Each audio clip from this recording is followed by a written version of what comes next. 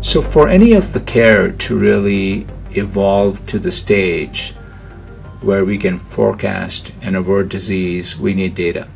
And data, as a lot of people have said, is the new oil. And, you can have data with no information, but you cannot have information without data. So it's so important to be able to collect the right data, aggregate it, curate it, and then use it for interpretation, and then subsequently generating the algorithms to provide the care that we so need to do, especially in an individualized fashion.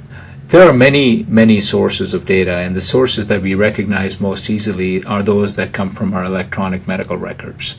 If you were to look cross-sectionally across just one day of data from just one single, I would say healthcare network or Optum, you would see that there are several hundred millions of data points out there. And if you have to analyze all of that data, it is not humanly possible, and that's where artificial intelligence really comes into play. One uses machine learning and deep learning strategies to really look at the data, construct algorithms, and then really find the output that you're so seeking to find, but using that information with artificial intelligence.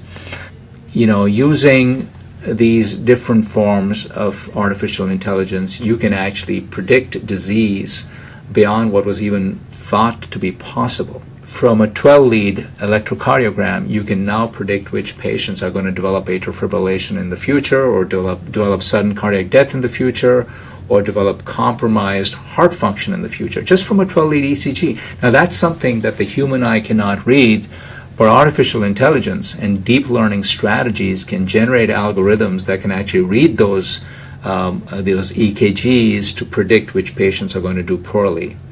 Now, to give you another idea, you have retinal images that we oftentimes do to look to see if there's any retinopathy.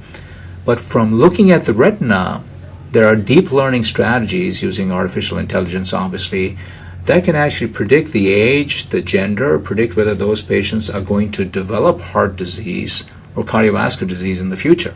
It not only helps us predict cancer well before it occurs, but also helps us individualize treatment strategies for different kinds of cancers. It allows us now to use artificial intelligence strategies on imaging, on images from chest x-rays or from CT scans that can catch cancer well before it actually manifests. And that's possible only because the computer can see what the human eye doesn't.